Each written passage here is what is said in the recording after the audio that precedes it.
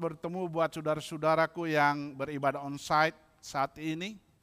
Dan juga selamat berjumpa melalui Facebook maupun YouTube buat saudara-saudaraku yang mengikuti ibadah online. Haleluya. COVID-19 mengajarkan satu hal yang esensial.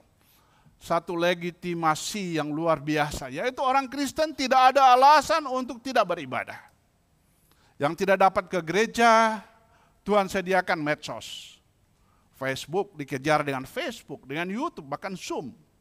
Dan lain-lainnya. Ada amin. Tuhan mau semua umatnya diberkatinya.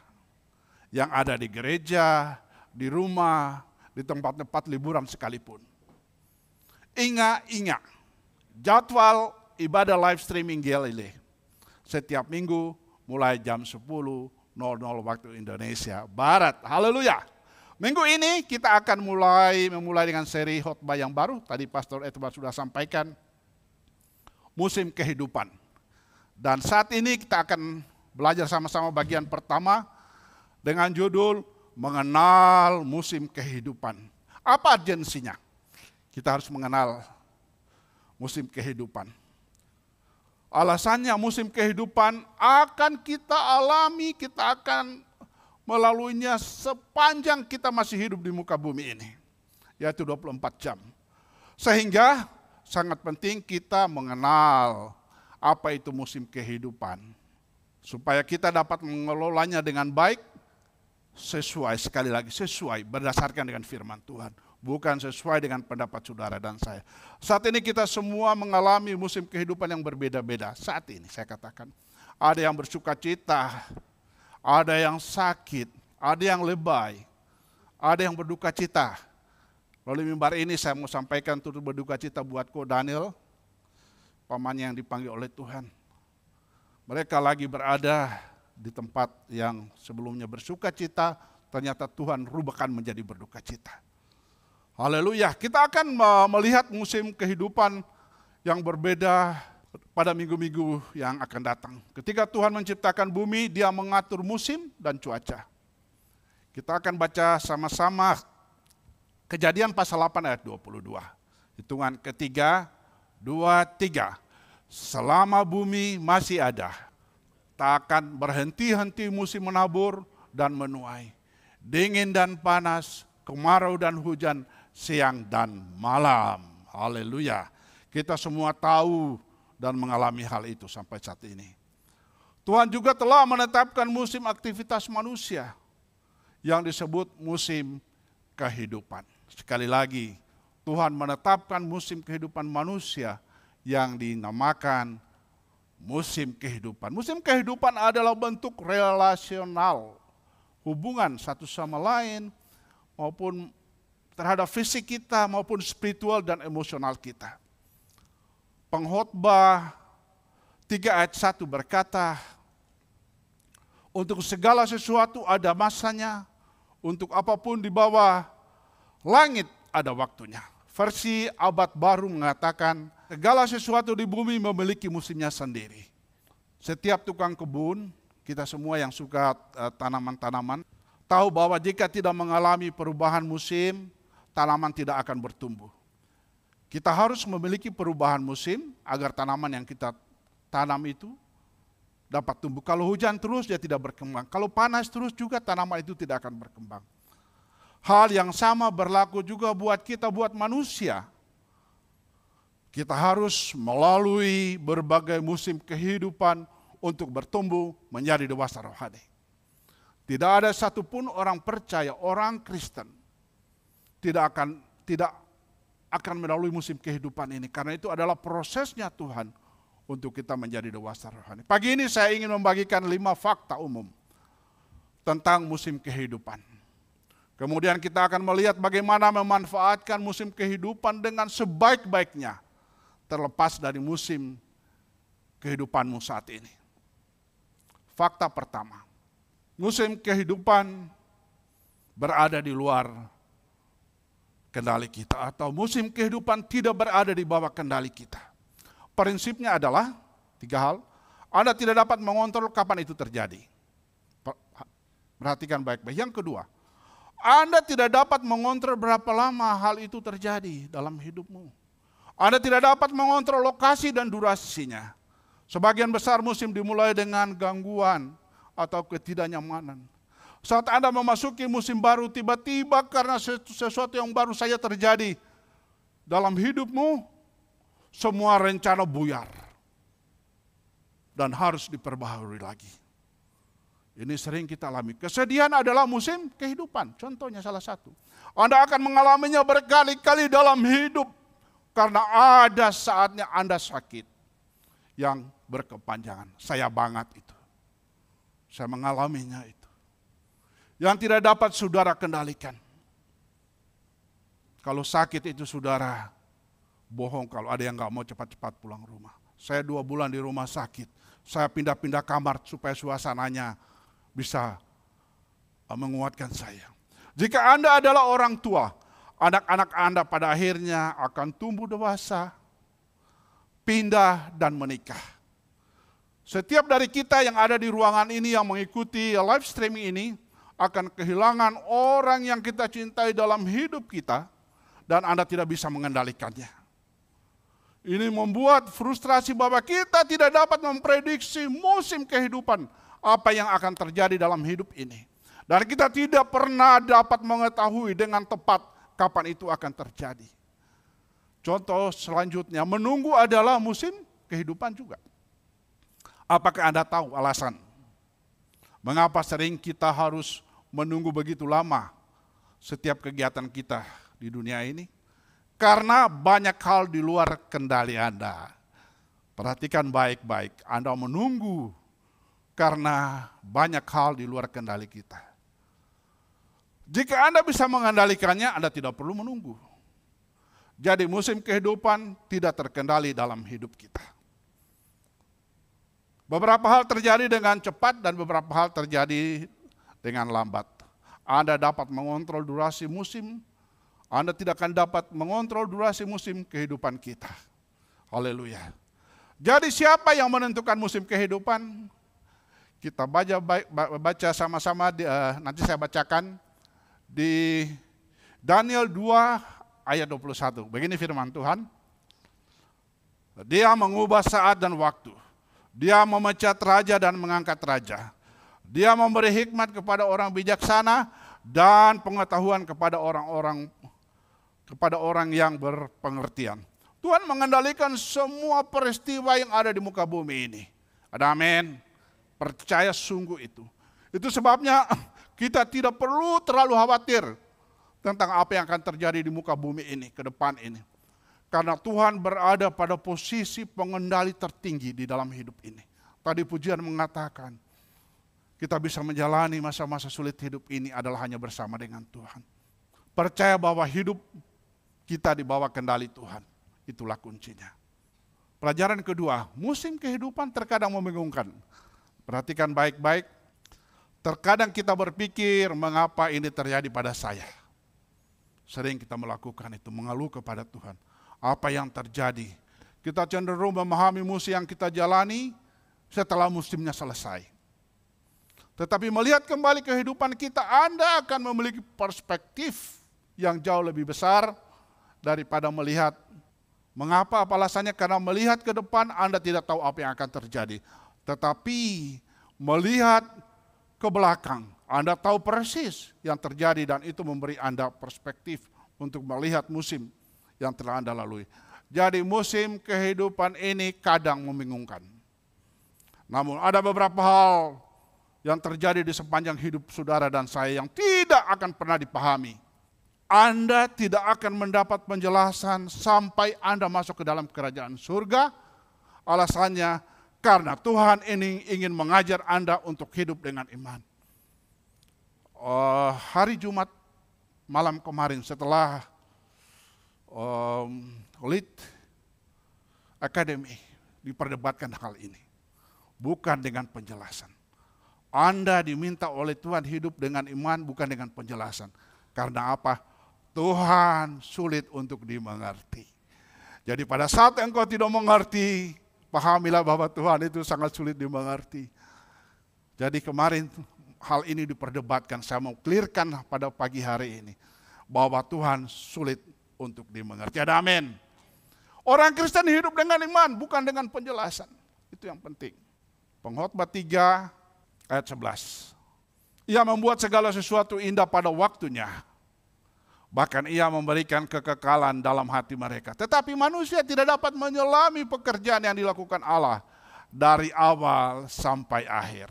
Itulah kita sehingga sulit untuk mengerti apa yang Tuhan kerjakan dalam hidup kita. Tuhan melakukan segala sesuatu dengan benar dan tepat waktu. Tetapi manusia tidak pernah dapat sepenuhnya memahami apa yang Tuhan kerjakan. Jika Anda dapat memahami mengapa Tuhan melakukan segala sesuatu yang Dia lakukan, saudara akan menjadi seperti dengan Tuhan. Ini seperti semut yang mencoba mengerti manusia. Jadi pahami itu. Kapasitas otak kita tidak cukup besar untuk memahami mengapa Tuhan melakukan semua hal yang Dia lakukan. Fakta ketiga, Tuhan punya tujuan untuk segala musim kehidupan kita. Haleluya. Bahwa setiap musim kehidupan kita Tuhan punya tujuan di sana. Yang ketiga, musim sepi, musim sedih, musim sakit, musim kesuksesan, musim menunggu, musim duka dan seterusnya. Selalu ada purpose Tuhan dalam hidup kita. Roma 8 ayat 28 berkata, kita tahu sekarang bahwa Allah turut bekerja dalam segala sesuatu untuk mendatangkan kebaikan bagi mereka yang mengasihi Dia, yaitu bagi mereka yang terpanggil sesuai dengan rencana Allah. Kita tahu bahwa semua yang terjadi pada hidup kita adalah untuk kebaikan. Jika kita mengasihi Tuhan dan hidup sesuai dengan rencananya. Ada conditionnya, ada syaratnya.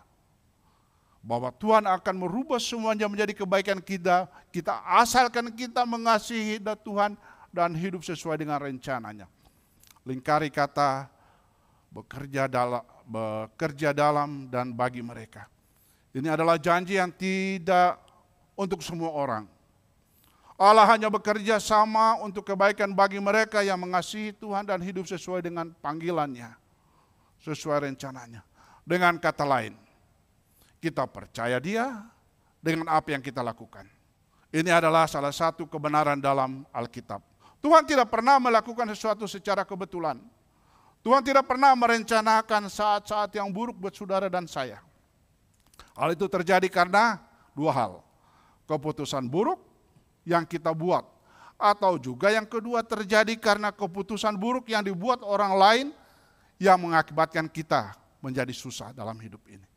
Tuhan memiliki tujuan agar dapat menarik kebaikan dan setiap peristiwa dalam hidup kita. Jadi Tuhan punya tujuan untuk setiap musim kehidupan kita. Fakta keempat, ada waktu baik dan buruk dalam setiap musim kehidupan. Kita alami ini, saudara dan saya sudah mengalami hal ini. Musim kehidupan meliputi waktu yang baik dan waktu yang buruk. Hidup ini sangat kontras.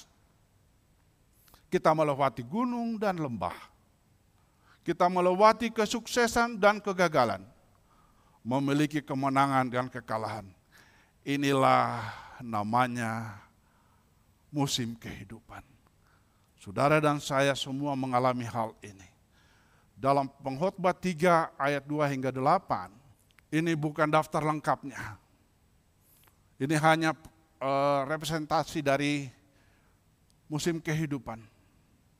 28 pengalaman hidup yang berbeda di dalam yang disampaikan melalui Pengkhotbah 3 ini. Hidup Anda ada puluhan musim kehidupan yang berbeda. Pengkhotbah berkata, ada waktu untuk lahir dan ada waktu untuk mati. Ada waktu untuk tertawa, ada waktu untuk menangis. Ada waktu untuk menemukan dan ada waktu untuk kehilangan. Itu salah satu pengalaman tersulit dalam hidup kita. Pernahkah Anda mengalami masalah saat Anda memutuskan sesuatu? Haruskah saya bertahan atau melepaskan? Sering kita alami. Apakah saya mempertahankan hubungan ini atau saya melepaskannya? Tim Set and Rescue atau tim penyelamat harus menghadapi ini di sepanjang waktu di tugas-tugas mereka. Apakah kita terus mencari atau berhenti? Sehingga dalam proses team and rescue ini ditentukan pencarian pertama 7 hari. Ini adalah waktu yang sulit dan Alkitab mengatakan ada waktu untuk keduanya. Saudara, waktu-waktu di atas tadi kita alami di setiap kehidupan kita. Ada waktu untuk menyimpan dan ada waktu untuk membuang. Ada waktu untuk memeluk dan ada waktu untuk tidak berpelukan. Ada waktu untuk berbicara dan ada waktu untuk diam. Biasanya kita mencampur adukan kedua hal ini. Kita membutuhkan keberanian untuk berbicara kalau memang kita harus berbicara. Kita harus berani diam ketika kita perlu untuk diam.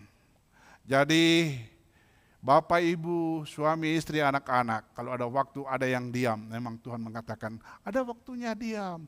Waktu berbicara, berbicaralah. Semua ada waktunya. Hidup adalah kombinasi musim yang kontras. Jika Anda mengikuti kehendak Tuhan, jika Anda benar-benar berusaha untuk menjalani hidup Anda sesuai dengan cara Tuhan ingin Anda hidup. Setiap pengalaman ini memiliki makna dan tujuannya, serta nilai dalam hidup kita sehari-hari. Itu semua adalah kehendak Tuhan. Ada waktu dan musim untuk segalanya. Jadi saudaraku yang kekasih di dalam Tuhan, saat ini dikatakan ada waktu dan musim untuk segalanya. Mungkin beberapa dari Anda sedang melalui musim yang tidak mengenakan saat ini. Keuangan Anda terlihat buruk. Kesehatan Anda terlihat buruk. Hubungan persahabatan, hubungan keluarga Anda terlihat buruk. Masa depanmu mungkin terlihat jelek. Tetapi Tuhan akan membawa kebaikan darinya dan Dia dapat membuat sesuatu yang baik darinya. Jika Anda, dengarkan baik-baik, jika Anda mau memberikan potongan persoalan itu kepadanya. Jadi bawalah pada saat ini apa yang menjadi masalahmu saat ini, maka Tuhan akan menyelesaikannya. Katakan amin.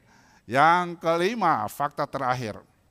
Apa yang kita tabur di satu musim akan kita tuai di musim lainnya. Setiap petani tahu ini persis. Anda menanam di musim semi dan memanen di musim gugur. Anda tidak menanam di musim semi langsung menuai pada waktu yang sama. Ada nasihat orang tua dalam buku-buku manajemen sering dikatakan ini, satu prinsip kehidupan. Kebiasaan buruk yang Anda kembangkan di rumah dan di sekolah. Kebiasaan buruk yang Anda kembangkan di rumah dan di sekolah akan Anda bawa ke dalam pernikahan dan karir Anda. Jadi apa yang kita tabur suatu saat kita akan tuai. Cara Anda merespon saat ini pasti akan mempengaruhi masa depan Anda. Jika Anda merespon dengan benar dalam suatu musim kehidupan dan jika Anda melakukan hal yang benar, bahkan ketika Anda tidak menyukainya, itu akan memberikan hasil yang besar di masa depan. Janganlah kita lelah dalam berbuat baik, firman Tuhan katakan, karena pada musimnya kita akan menuai jika kita tidak menyerah. Ini adalah 5 fakta tentang musim kehidupan. Pertama, musim kehidupan di luar kendali kita. Anda tidak bisa mengendalikan itu. Terkadang musim kehidupan itu membingungkan. Dan Tuhan mempunyai tujuan di setiap musim kehidupan saudara dan saya. Ada waktu yang baik dan buruk di dalam musim kehidupan. Apa yang kita tabur pada musim ini akan kita tuai pada musim lainnya. Haleluya. Terlepas di musim apa Anda berada saat ini. Ada 4 pertanyaan yang perlu ditanyakan pada diri sendiri. Apapun situasinya. Bagaimana memanfaatkan setiap musim kehidupan kita. Tadi kita belajar 5 fakta. Ini perhatikan baik-baik, ada 4 hal yang kita harus lakukan di dalam mengelola musim kehidupan ini. Yang pertama, apa yang dapat kita pelajari dari musim kehidupan ini? Setiap musim kehidupan yang kita alami termasuk keadaanmu saat ini, ada yang harus dipelajari. Kita harus selalu mencari sesuatu yang dapat dipelajari di musim kehidupan ini. Ada beberapa hal yang dapat kita pelajari melalui pengalaman-pengalaman hidup. Ulangan 11 ayat 2 bagian A. Ingatlah apa yang telah kamu pelajari tentang Tuhan melalui pengalamanmu dengan Dia. Ini message buat bangsa Israel pada waktu itu. Dan ini menjadi message buat kita pagi hari ini. Untuk memahami musim kehidupan yang kita lalui. Kita harus memiliki suatu kebenaran dasar bahwa hidup adalah ujian. Dan hidup adalah persiapan untuk kekekalan. Tuhan ingin Anda belajar banyak hal sebelum sampai ke surga. Salah satunya adalah bahwa Yesus mati untukmu, Dia bangkit untukmu, dan Dia menginginkan hubungan denganmu. Dia mati, Dia bangkit, dan yang tugas kita saat ini adalah Tuhan ingin kita mempunyai hubungan dengan Dia. Setelah Anda memiliki hubungan itu, Dia ingin saudara memiliki kualitas karakter yang sama dengan Kristus, yang akan Anda bawa ke dalam hidup kekekalan itu. Saudara mati, Yesus mati, Yesus bangkit, dan setelah itu Dia ingin kita mempunyai hubungan yang baik dengan Anda. Tidak akan membawa apapun saat mati. Sekali lagi, Anda tidak akan membawa hartamu, jabatanmu, titelmu pada saat engkau mati. Tetapi Anda akan membawa karaktermu menghadap Sang Pencipta. Ada amin. Yang engkau bawa hanya karaktermu. Tuhan ingin kita bertumbuh dan belajar. Semua musim ini ada pelajaran penting untuk dipelajari. Dia selalu ingin Anda belajar sesuatu dari apa yang terjadi dalam hidupmu. Jika Anda menyanyiakan pengalaman, Anda membuat kesalahan besar. Karena itu, pengalaman itu bukan hanya menjadi pengalaman, tetapi itu pelajaran. Jadi pengalaman yang saudara alami itu adalah satu pelajaran yang luar biasa. Anda harus berpikir dan berkata, apa yang Tuhan ingin saya lakukan? Apa yang ingin Tuhan saya pelajari? Karena Tuhan akan terus memberi ujian. Contohnya, apakah kamu sedang belajar bersabar? Tuhan akan menempatkan banyak orang-orang yang menjengkelkan di sekitar Anda. Sampai Anda belajar untuk sabar. Mengapa ini terjadi? Karena Tuhan ingin Anda menjadi orang sabar. Haleluya. Itulah cara kerja, cara Tuhan mengajar kita. Perhatikan tertulis, ingat apa yang telah Anda pelajari. Mereka yang melupakan masa lalu cenderung mengulangi kesalahannya. Masalah dengan orang Israel adalah bahwa mereka terus lupa, berulang-ulang. Mereka terus lupa dan mereka tidak mengingat pelajaran yang mereka pelajari. Sehingga Tuhan berkata, satu putaran lagi mengelilingi padang gurun. Dan mereka melakukannya 40 tahun lamanya. Alkitab berkata, ingat apa yang telah Anda pelajari dengan pengalaman dengan Tuhan. Ada amin saudara. Jangan pernah lupa pengalaman dan pertolongan Tuhan yang pernah saudara dan saya alami. Pesannya jangan lupa, ingat-ingat. Jangan sampai karena Anda sudah sukses besar, jadi lupa masa-masa indah bersama Tuhan. Di waktu engkau susah, di saat engkau sakit, di saat engkau sedih, di saat engkau menderita dan lain-lain sebagainya. Jangan mengalami keadaan seperti bangsa Israel.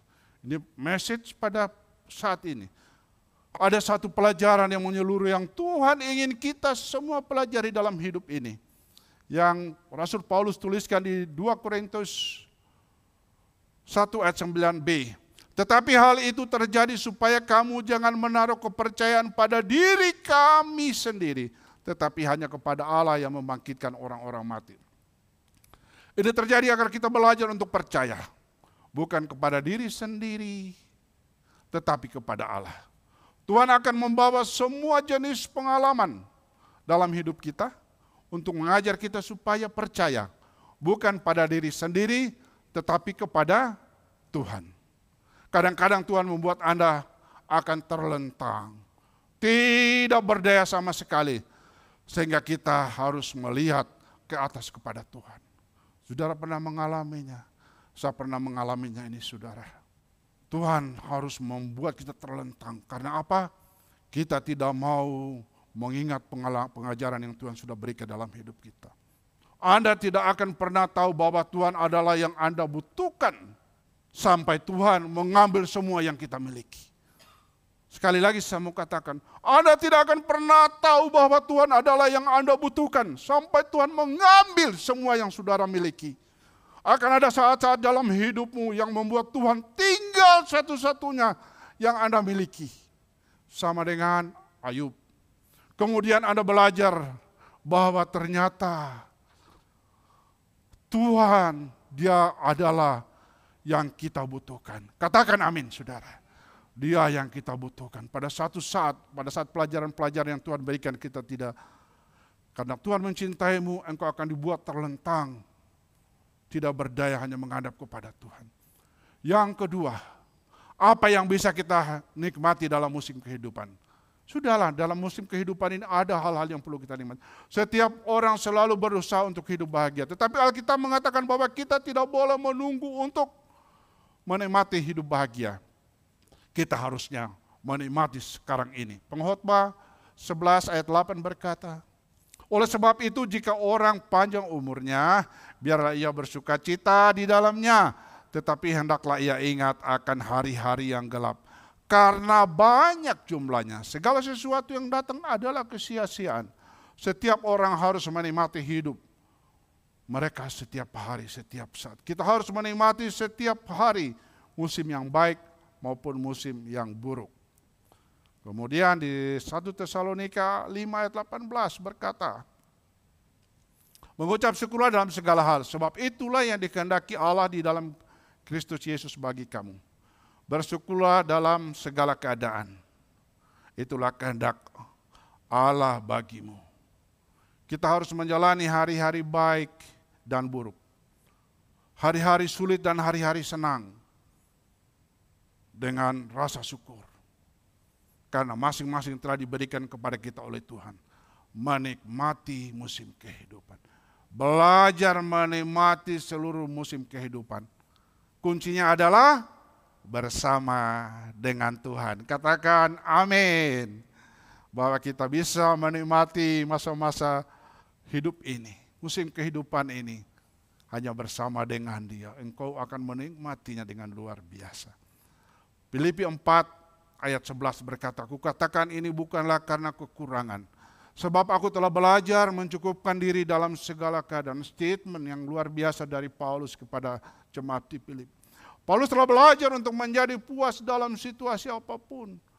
Kita juga harus belajar untuk merasa puas dalam situasi apapun dalam hidup kita ini. Artinya bersyukur. Paulus mengatakan, gak usah kamu cerita mengenai kaya. Saya pernah kaya. Jangan pernah bercerita mengenai kepintaran. Saya pernah membunuh banyak orang Kristen waktu saya masih Saulus.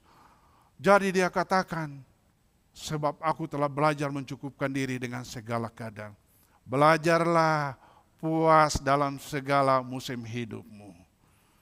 Yang ketiga, apa yang paling penting dari musim kehidupan ini? Musim kehidupan ada, tapi ada yang penting yang kita harus kerjakan. Efesus 5 ayat 15 hingga 16. Karena itu perhatikanlah dengan seksama bagaimana kamu hidup. Janganlah seperti orang bebal, tetapi seperti orang arif. Dan pergunakanlah waktu yang ada, karena hari-hari ini adalah jahat. Salah satu konsep paling penting dalam hidup orang percaya adalah waktu ini singkat. Katakan amin. Orang Kristen prinsip hidupnya adalah harus meyakini bahwa hidup ini singkat loh, enggak lama. Bagaimana Anda tahu apa yang akan terjadi besok? Hidup ini seperti kepulan asap. Terlihat sebentar dan kemudian menghilang ke udara. Alkitab membandingkan hidup kita ini dengan kepulan asap kecil. Hidup kita hanyalah kepulan asap kecil. Di Yakobus 4 ayat 14. Salah satu kekeliruan, perhatikan baik-baik jemaat. Salah satu kekeliruan yang Anda lakukan adalah berpikir, saya punya banyak waktu. Saya punya banyak waktu bersama suami dan istri saya. Saya punya banyak waktu untuk menghafal firman Tuhan. Saya punya waktu bertahun-tahun untuk bekerja, mengumpulkan uang untuk membuat saya berarti.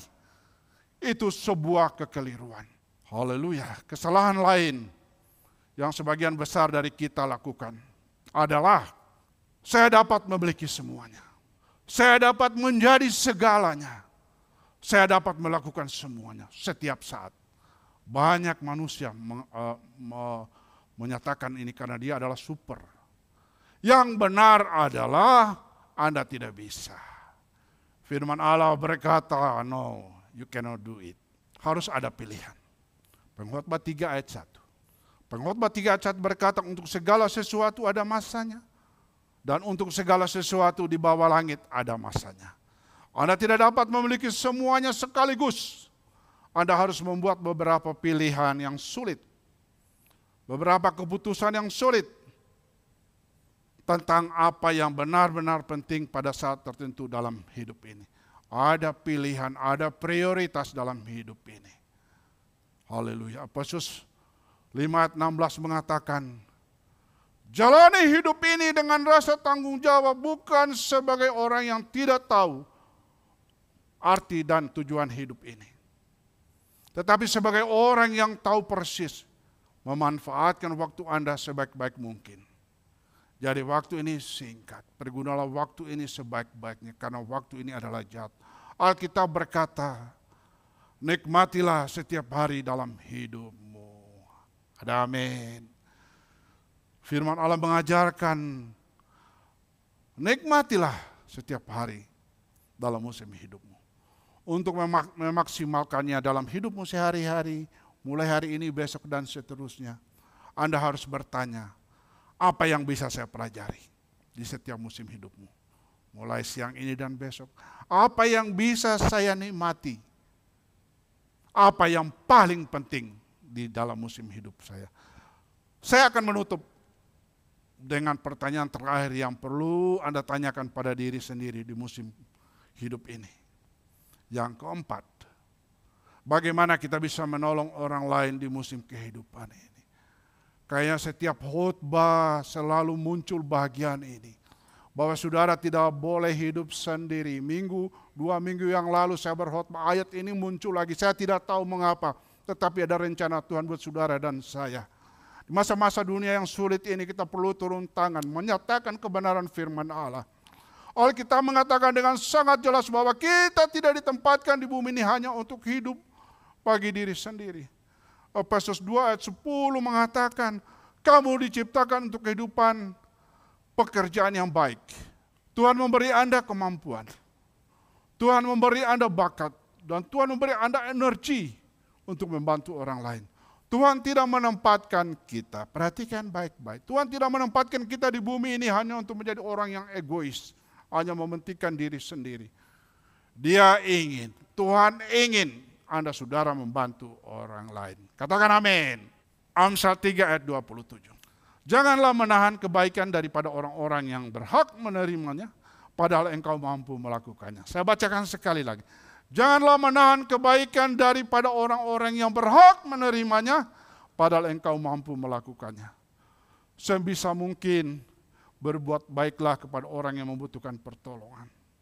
Dengan kata lain, lakukan apa yang Anda bisa. Selagi bisa dan jangan menunggu keadaan yang sempurna. Banyak orang berkata, suatu hari nanti saya akan terlibat di dalam pelayanan. Tidak ada waktu yang lebih baik dari sekarang untuk melayani Tuhan dan membantu orang lain. Kebanyakan orang sengsara dalam hidup karena ada 2 hal. Jemaat perhatikan baik-baik. Kebanyakan orang sengsara dalam hidup ini karena 2 hal.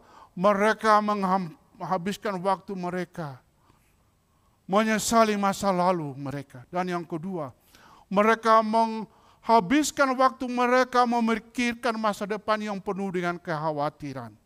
Jika Anda hidup untuk diri sendiri, mereka menghabiskan seluruh waktu memikirkan menyesali masa lalu. Menghabiskan waktu kekhawatiran akan masa depan. Sehingga mereka menghabiskan masa kini dan dengan sia-sia. Dan mereka tidak pernah menyelesaikan apa-apa. Katakan bukan saya. Bukan saya. Bukan jemaat ini saudara ya. Kita tidak menghabiskan waktu menyesali tetapi mengkhawatirkan. Katakan dengan aman, bukan saya itu. Rahasia kebahagiaan adalah pelayanan. Rahasia kebahagiaan adalah menyerahkan hidup Anda dalam melayani Tuhan dan sesamamu. Haleluya. Karena itu adalah tugas dari Tuhan yang diberikan kepada kita. Jika Anda hidup untuk diri sendiri, Anda tidak akan pernah bahagia. Sekali lagi, perhatikan baik-baik umat-umat Tuhan. Jika Anda hidup untuk diri sendiri, Anda tidak akan pernah bahagia. It's the Bible say. Tetapi jika Anda belajar untuk memberikan hidup Anda dalam pelayanan dan membantu orang lain, dari situlah sukacita itu berasal. Ada amin. Pernahkah saudara memberi penuh sukacita? Sebelumnya saya tidak. Setelah mempelajari firman Tuhan, setelah mampu memberikan, ada sukacita. Membantu di rumah kita bisa berikan hadiah lebaran, sukacita loh. Itu Tuhan luar biasa. Memberi kok kita yang sukacita. Dan itu adalah perintah Tuhan, saudaraku. The real life adalah kehidupan yang selalu berbuat baik. The real life dalam hidup ini adalah selalu mau hidup berbuat baik. Pengkhotbah 11 ayat 4 ayat terakhir. Bahasa Indonesia sehari-hari. Siapa menunggu sampai angin dan cuaca sempurna, tidak akan menanam. Dan tidak pula memetik hasilnya. Jika Anda menunggu kondisi sempurna, Anda tidak akan pernah menyelesaikan apapun dalam hidup ini. Tuhan ingin menggunakan musim kehidupan yang Anda alami sekarang ini untuk membantu orang lain. Berhentilah menunggu keadaan menjadi lebih baik atau sempurna. Hidup harus jalan saat ini. Life must be go on. Bahwa hidup ini harus terus jalan, tidak bisa berhenti menunggu. Apapun yang akan Anda lakukan dalam hidupmu, lakukanlah hari ini. Jangan menunda. Firman Tuhan hari ini mengajarkan kita untuk mengenal musim kehidupan yang kita alami. Ada 5 fakta. Kita sudah belajar sama-sama. Itulah musim kehidupan. Dan kita bertumbuh di dalam tiap-tiap musim kehidupan itu ada 4 hal yang kita belajar. Kita harus belajar banyak pelajaran di musim kehidupan ini. Kita harus menikmati musim-musim kehidupan yang kita alami. Yang ketiga, belajar ada hal yang paling penting di setiap musim kehidupan ini. Hidup dengan prioritas. Dan yang terakhir tadi, menolong orang lain. Selamat menikmati musim-musim kehidupanmu sesuai dengan petunjuk firman Tuhan. Tuhan Yesus memberkati kita semua. Amin. Haleluya.